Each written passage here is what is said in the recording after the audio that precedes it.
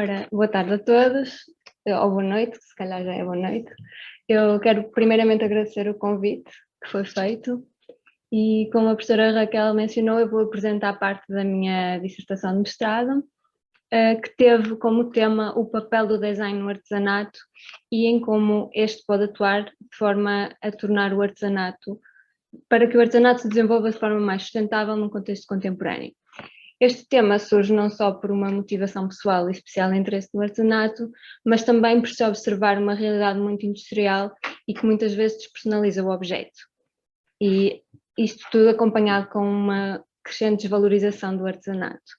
Assim, introduz a minha problemática que se foca nesta questão: como pode então o design colaborar com o artesanato de forma a torná-lo mais sustentável no contexto contemporâneo, e que se resume então na palavra sustentabilidade. Neste caso, a sustentabilidade surge em quatro vertentes. Na vertente cultural, de uma forma a deixar o artesanato mais presente e mantendo a tradição. Numa vertente social, pelo facto dos artesãos terem alguma dificuldade em competir com a indústria, o que traz aqui também uma vertente económica e, por fim, uma vertente também ambiental, por tanto os materiais como a forma de produção do artesanato se mostrarem em concordância com o ambiente. Assim, a hipótese que estudei foi criar aqui um briefing de colaboração entre uma designer e um artesão, que no caso foi a designer Karina Figueiredo, que penso que também esteja aqui na chamada Zoom, e o artesão Daniel Carpes, de um espaço aqui no Porto, que é o Gira Terra. E este briefing focava-se então em duas vertentes: na diferenciação do produto artesanal, ou desenvolver um produto, e na parte da sua comunicação, envolvendo aqui o design colaborativo e também o design sistémico, porque os dois intervenientes estiveram sempre presentes em todas as fases e colaboraram em todas as fases.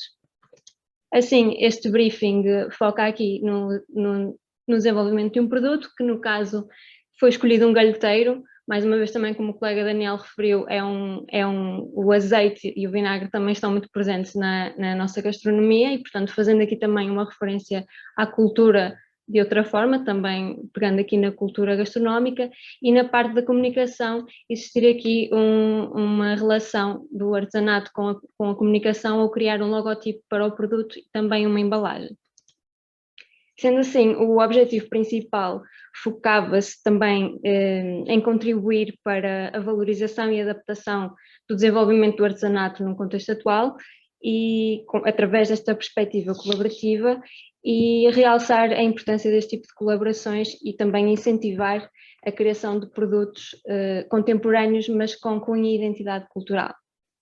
Estes dividiram-se em pequenos objetivos também, que é demonstrar os aspectos determinantes do artesanato, realçar a identidade, associando assim a identidade a uma estética contemporânea, inserindo uma metodologia de design, e na parte da comunicação, destacar aqui a embalagem e a comunicação como elementos de sucesso, associar a identidade visual ao produto e ao criar uma embalagem coerente com o produto, inserindo aqui a componente do storytelling, contar a história do produto. A minha metodologia teve uma abordagem qualitativa, acompanhada por uma pesquisa orientada para a prática, e os métodos que utilizei foram uma pesquisa e revisão de literatura, caso de estudo, entrevistas informais, um focus group, que neste caso se trata do artesão e da designer, pesquisa de campo, observação e documentação, e por fim foi feito um questionário aos dois intervenientes. Assim, introduzindo muito rapidamente um pouco o contexto histórico, entende-se que desde a existência do homem primitivo que é possível observar o artesanato, porque este criava objetos para dar respostas às suas necessidades, introduzindo também aqui uma daquelas que é a componente do design, que é exatamente desenvolver objetos que deem respostas a necessidades. E, portanto, já se observa desde aqui um paralelo entre as duas áreas e que, pronto, se veio a ver ao longo da história. O design apenas se tornou como disciplina na Revolução Industrial, quando houve a necessidade de dividir as tarefas, ou seja, de quem projetava o objeto e de quem o produzia, dividindo-se aqui entre o designer e o operário, e por conta de todos os avanços industriais também que a Revolução trouxe, surgiram também movimentos que vieram contrariar e que se voltavam também para o artesanato, como Arts and Crafts, a Arte Nova e a Werkbund, e mais tarde a Bauhaus, como modelo de ensino que interligava também aqui o artesanato e o design. Mesmo nos dias de hoje também existem exemplos deste tipo de colaborações, como é o projeto TAS, a Casa Cubista e a Vícara. Estes são projetos que focam muito na colaboração, no sentido de os designers projetarem e os artesãos produzirem, e portanto o projeto que eu apresento tem aqui adiciona aqui mais um campo, que é a parte da comunicação, tanto no logotipo como na embalagem. Então, vou começar aqui a apresentar. O primeiro passo foi alinhar os conceitos iniciais, e isto surgiu mais por parte da designer, porque também já tem este contexto de criar conceitos, e apresentou um conceito inicial que se focava na silhueta, tanto das posições da dança do rancho, como na posição das tradicionais mulheres que levavam os cestos à cabeça. Um segundo conceito totalmente diferente remetia aqui então a pegar num objeto artesanal, que neste caso é a bilha de rosca, e fazer aqui então todo um redesign na sua forma e na sua função, e que acabou por ser o conceito escolhido entre os dois. Um pequeno aqui concept board, que junta aqui os elementos essenciais de inspiração, quer nas uvas e na azeitona, quer aqui o dualismo entre o antigo e o contemporâneo, e aqui o elemento principal de inspiração, que é a bilha de rosca. Pronto, este foi o conceito escolhido, foi aprofundado e passou-se então para o projeto em si e o desenvolvimento do protótipo, que eu vou mostrar num pequeno vídeo. Não sei se terá som. Pronto, basicamente foi documentado e acompanhado todo o processo, tanto por mim como pela designer, o que possibilitou também muitos momentos de interação e de compreensão a nível da forma, o que foi muito interessante para todo o projeto. Aqui podemos ver que foi feito em roda de oleiro. Isto começou por se criar aqui uma circunferência e depois unir então os dois lados, por essa questão da semelhança da rosca.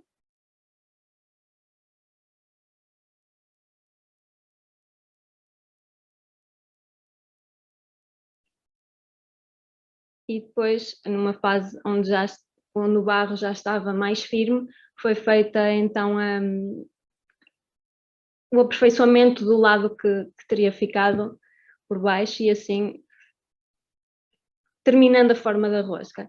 Neste caso, estamos a observar o artesão a começar a modelar a forma para que se assemelhasse então aos desenhos que mostramos inicialmente.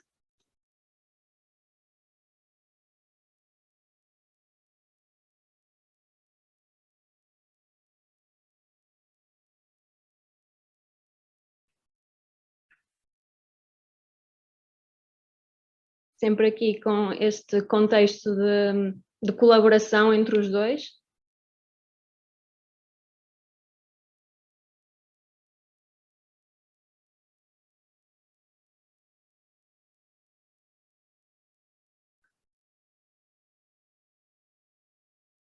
Lá está, aqui o galheteiro é dividido no interior e numa só peça contém as duas peças tradicionais do galheteiro. E aqui podemos ver o artesão a completar a base do galheteiro.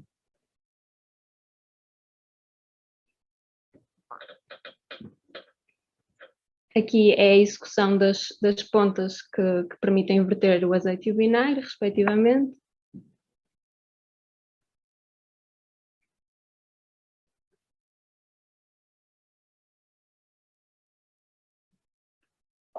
Ao longo deste vídeo também apresento o primeiro protótipo, e depois no final já começam a aparecer imagens do segundo, porque por conta da pandemia também não foi possível acompanhar todo o processo.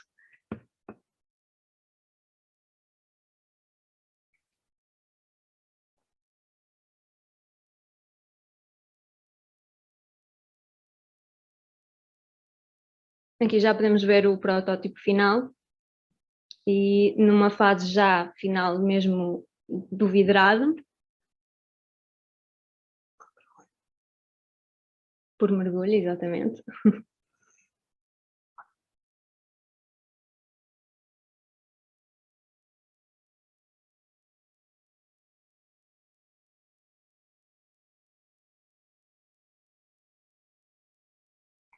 aqui a raspagem do freite, para não colar na cozedura.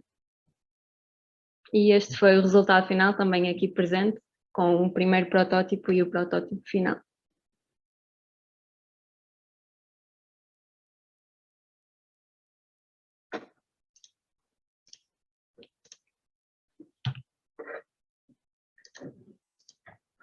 Pronto, desta forma tivemos, como já referi, um primeiro protótipo e então o protótipo final, onde já se conseguiu melhorar quer aspectos formais, quer também a nível da textura pretendida, bem como melhorar aqui a questão das pontas do galheteiro. E o passo seguinte foi escolher o nome. Este foi um processo onde os dois tiveram um brainstorming e o nome acabou por ser Voa.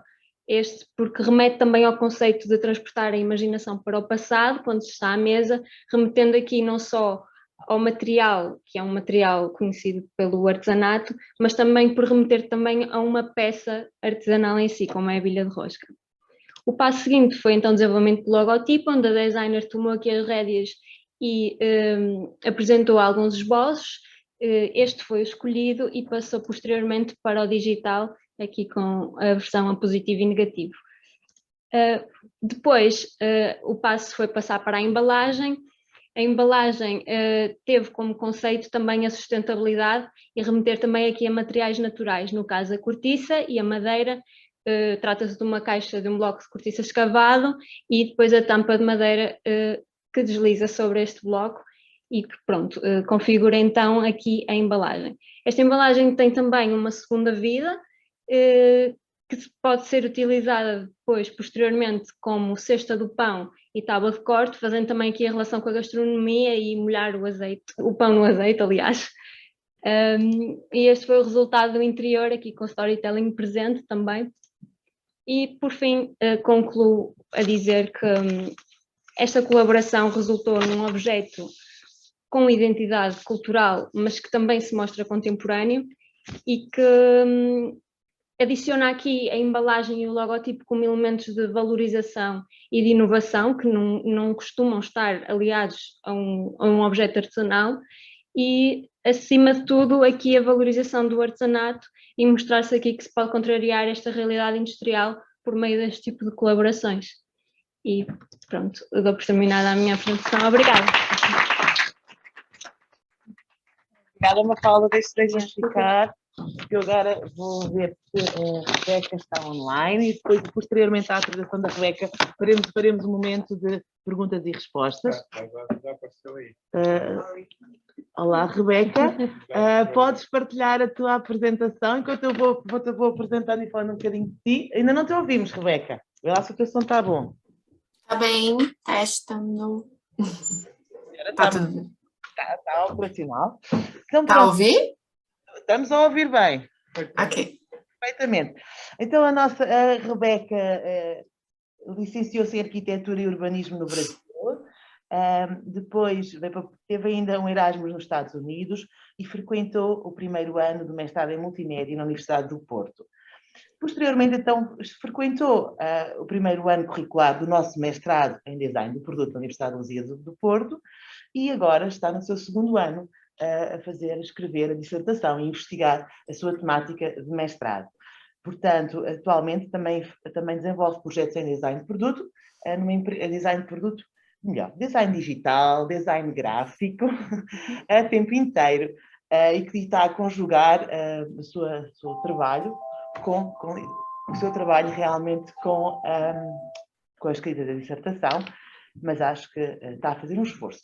Portanto, ela vai participar, a sua comunicação é sobre o seu estudo, a sua investigação de mestrado, que basicamente tem a ver com o design participativo, o caso cerâmico do Pote Velho. Portanto, ela deve dizer-me do Pote Velho é uma região do Brasil que com certeza a Rebeca irá explicar. Rebeca, a palavra é sua. Olá, boa noite a todos. Assim, agradeço o convite para estar aqui a apresentar. E hoje eu vou falar um pouco sobre a minha pesquisa que está em andamento, não está concluída, e é sobre o design participativo com recorte do caso cerâmico do bairro Porto Velho. Então, essa apresentação eu dividi em 6 partes e segue um pouco a estrutura do que está sendo escrito para a dissertação. Bom, do ponto de vista da metodologia, quais foram os objetivos gerais dessa pesquisa? Inicialmente, minha ideia era analisar os estudos de caso similares para compreender e aprender com as suas abordagens e métodos de execução, assim. Também compreender a logística e o processo de produção das ceramistas, né, dos ceramistas do bairro do Porto Velho, e, por fim, desenvolver um produto com base no estudo realizado. O produto seria uma consequência do estudo, né? Os objetivos específicos dessa pesquisa vão apresentar, desde apresentar a linha do tempo, a contextualização do material cerâmico, definir as premissas e os conceitos do design participativo e contextualizar o protagonismo do polo cerâmico, que eu vou explicar em breve. Qual é o alvo dessa investigação? Essa pesquisa, ela incide prioritariamente nas mulheres ceramistas que fazem parte da Cooperarte, que são constantemente envolvidas em intervenções externas de designers, arquitetos, instituições intermediadoras. É alvo também, mas de forma secundária, mas não menos importante, os designers e os artistas que interviram já nesse local, e também comunidades diversas do Brasil que tiveram intervenções semelhantes. Essa pesquisa se divide em 3 partes. A primeira fase, que foi a análise bibliográfica, a segunda fase, que foi a pesquisa de campo, e a terceira fase, que é o desenvolvimento do produto. É uma pesquisa exploratória com abordagem qualitativa, um estudo pontual, transversal, não tem uma atividade histórica aqui, e, em alguns momentos, a base da pesquisa vai nos casos de estudo, que vão embasar a bibliografia teórica da dissertação. A pesquisa teórica está fundamentada sobre 3 recursos básicos, né? A bibliografia, a observação e as entrevistas. Falando um pouco da cerâmica, é inicialmente abordado um contexto histórico da cerâmica que muitas vezes se confunde, inclusive, com a história da humanidade, assim. Então, é colocado a pré-história, a Idade Média e a Idade Moderna, e essas peças, muitas vezes, por serem muito resistentes ao tempo e tudo, elas contam muito sobre a história do homem. Em seguida, quando se chega no período moderno, a cerâmica ela é estudada conforme as suas classificações, e aqui eu direciono para as classificações do meio artesanal e comunitário, porque a cerâmica ela é amplamente utilizada em várias indústrias e não é o foco da pesquisa. Então, eu avalio as propriedades da cerâmica e suas diversas formas e diversas aparências. Em seguida, eu estudo um pouco sobre as técnicas e os processos dessas cerâmicas, que se dividem entre a modelagem, modelação, que pode ser escultórica, os rolinhos, os moldes de gesso, e o torno, a roda de oleira, que é um dos mais conhecidos. Em seguida, os métodos de decoração, que podem ser pintura a frio, vidragem por imersão ou mergulho, por pulverização, que é mais industrial, e o engobe, o método de engobe. No capítulo seguinte, eu já entro na questão, no estado da arte, a respeito do design participativo. O que é o design participativo? Ele é uma metodologia de pesquisa. É um termo traduzido do inglês, o participatory design, e não existe uma terminologia em português para participatório nesse sentido. Então, aqui se fala de design participativo como um método de pesquisa. Ele surgiu na década de 70, na Escandinávia, assim, com a ascensão do computador, quando os trabalhadores fabris não conseguiam compreender a mais nova ferramenta de trabalho. Então, o designer, o desenvolvedor do computador teve que entrar na fábrica para inserir esse utilizador no desenvolvimento, para que a ferramenta pudesse ser utilizada, devidamente utilizada. O contexto do design participativo é isso, é uma metodologia de desenvolvimento de produtos. O objetivo é o processo e não o produto em si. Então, com isso, eu busquei no território brasileiro vários casos similares ao que eu vi acontecer no Poti Velho, que eu vou explicar em breve, e tentei juntar várias formas de conectar e de avaliar esses estudos de caso. E selecionei 10 deles, tinham vários, inúmeros, e selecionei 10 deles que mais possuíam similaridades e diferenças dentro do contexto que eu buscava como pesquisador. Então, são 10 casos de norte ao sul do país, em vários estados, com várias intervenções distintas e várias iniciativas distintas também. Com isso, a partir do estudo desses projetos, percebeu-se várias similaridades entre eles e foi desenvolvida assim, uma escala que mediria o nível do design participativo de acordo com as etapas principais identificadas. Foi utilizada como referência uma escala do nível de apelo identitário, que era aplicado em produtos, e foi desenvolvido por Pitt e Mello em 2012. Tem alguém falando ou só sou eu? É só a Rebeca. Tá tudo Ah, bem. tá. Acho que eu estou... É o retorno. Tá. Então, essa escala, ela inclui 5 etapas na participação, que é exatamente... esse é o core da pesquisa, que é uma linha do tempo do que foi desenvolvido dentro dessas comunidades. Então, ela parte de onde saiu a iniciativa, como se deu a imersão do designer com a comunidade, como foi feito o projeto, foi desenvolvido o protótipo ou não, e a consolidação após a saída desses profissionais ali de dentro. E eu classifiquei entre... É mais uma escala temporal. Assim, a minha ideia era entender o quão a participação afetou no resultado final. E apliquei essa escala nos 10 estudos de caso, e a conclusão foi muito interessante no sentido de todas as intervenções que obtiveram elevado no nível foram bem consolidadas depois. Então, todos os estudos em que o designer seguiu todas as 5 etapas de participação, a comunidade conseguiu dar seguimento àquele produto ou àquela coleção, àquela intervenção, sem a necessidade da presença do designer. Então, foi um fator bem interessante para se observar.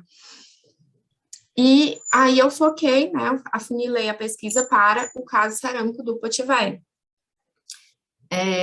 que é o alvo da investigação. Contextualizando, do ponto de vista geográfico, o bairro Poti Velho, ele está localizado na zona norte de Teresina, que é a capital e município mais populoso do estado do Piauí, que fica ao nordeste do Brasil, ali na região, é um dos 26 estados, né, do Brasil. O bairro Poti Velho, do ponto de vista socioeconômico, é o bairro que originou a capital Teresina, e nesse bairro existe uma memória muito forte, muito pré-colonial, da cultura originária daquela região, os povos indígenas que habitavam aquela região. E ele é cercado por 2 rios, o rio Poti, e uma curiosidade, Poti significa camarão em Tupi-Guarani, que era a língua falada na região. E Parnaíba, que é o outro rio, Rio Perene, que corta o estado inteiro, que significa águas castanhas ou barrentas. Devido ao encontro dos rios, que dá para ver que os rios não se misturam, por causa das diferentes densidades, né? É também um bairro muito turístico e muito procurado até pelos próprios habitantes da cidade. É também uma reserva ambiental, por isso que tem poucas casas, enfim. É pouco habitado, mas o polo cerâmico fica aí. A cultura cerâmica na região é muito antiga, assim como a pesca, porque eram populações ribeirinhas, e logo foram construídas oficinas e lojas para comercialização dessas peças.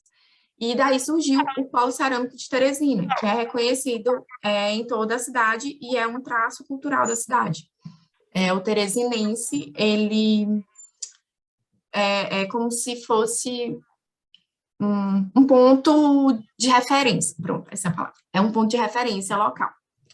Dentro do Polo Cerâmico, ele gira em torno do cooperativismo. São vários artesãos no bairro inteiro, e não somente nessas lojas, eles ficam nas casas, enfim. E as mulheres ceramistas se reuniram e fundaram a Cooperarte, que tem a sede no Polo Cerâmico e envolve diretamente 39 mulheres, sendo que 17 delas estão na ativa, produzindo e trabalhando todos os dias. O principal material utilizado por elas no cotidiano é a argila vermelha, que é a terracota, né?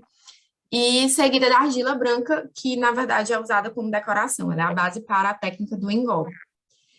As técnicas de maior domínio ali são a escultura à mão livre e moldes de gesso. A roda de oleiro, ela não é muito dominada por elas, ainda tem muito... elas estão em fase de aprendizado, assim, mas elas têm uma resistência muito grande à roda de oleiro. Bom, o design participativo no Poti Velho. O Poti Velho, ele teve 3 grandes intervenções participativas. A primeira delas foi a Kalina Rameiro. A Kalina Rameiro é uma artista plástica muito renomada no local. E ela está com as ceramistas muito antes da fundação ali do Polo Cerâmico. Foi ela que ensinou as primeiras noções de material mesmo, o primeiro contato das ceramistas com a cerâmica artesanal foi através da Kalina Rameiro. E uma das vezes que ela interviu, ela desenvolveu a coleção Catirina. É Catirina mesmo, não é Catarina. Essa coleção, ela celebra uma lenda festiva, que eu postei aqui a referência. Ela celebra a lenda do Bumba Meu Boi, que é uma lenda muito famosa e muito acolhida na cidade, e desde que a Kalina fez, elas se identificaram muito, as ceramistas, e continuaram fazendo até os dias de hoje. É uma coleção que leva o nome da artista e das ceramistas, e tem um bom resultado, assim, foi bem consolidado. Outra intervenção que ficou muito popular lá foi a da arquiteta Indira Matos. A Indira Matos, juntamente com o SEBRAE, que é um serviço brasileiro de apoio a pequenos empreendedores, assim, uma instituição intermediadora, eles juntos desenvolveram, em conjunto com as ceramistas, lá, não se tinha um projeto em mente, ela chegou, emergiu, projetou junto com elas, prototipou junto com elas, e contou a história das ceramistas para que elas desenvolvessem. Então, são 5 mulheres, cada uma tem a sua identidade, as 5 mulheres em cerâmica, né? A sua identidade, a sua característica, e é um produto que só vende na Cooperarte, não vende nas outras lojas, é um produto exclusivo. E também teve uma excelente consolidação. E, por fim, o Áureo Tubinamá, que é um arquiteto também de grande renome lá, também foi iniciativa do SEBRAE, porém, ele foi como consultor, ele não emergiu, ele não ficou lá, mas ele desenvolveu a coleção Cambo, e o Cambo é isso aqui, é esse suporte de peixes que os pescadores utilizavam quando pescavam muito e não tinham como levar, para venda e tudo mais. Então, ele pegou essa referência e desenvolveu fazendo a relação com os pescadores da região, que ainda estão na ativa. Mas as peças são muito grandes e são muito difíceis de serem executadas, relatos delas. E então não foram muito replicadas, foi uma coleção que não se consolidou. E aqui na escala também, quando aplicada, as coleções que não foram consolidadas, a coleção, no caso, é a coleção que teve menor participação do designer dentro ali no contexto do temporal, né? No contexto de estar presente. Bom, por fim, eu estou nessa fase, né, da pesquisa, que é propor algo com base no que foi a pesquisa bibliográfica, o estado da arte, a pesquisa de campo e tudo que foi observado, tudo que foi colhido, tudo que foi dialogado, as entrevistas com elas, as mulheres, porque eu estive lá, eu estive 40 dias com elas, e foram feitas várias entrevistas, vários questionários, várias intervenções, muitas observações e registros, com elas, com os designers, com o Sebrae, para entender o motivo de consolidar, o motivo de não consolidar, o que fazer, por que dá certo, por que não dá. E aqui foi a primeira ideia, né, o concept board, que eu analiso as cores utilizadas no lugar, o contexto histórico e o contexto atual do entorno, e em breve vai ser desenvolvido um produto ou uma coleção para ser aplicada lá não só no âmbito da pesquisa, mas também no âmbito comercial, a ser vendido e comercializado no pau cerâmico. E é isso. Eu agradeço, muito obrigada. E, enfim.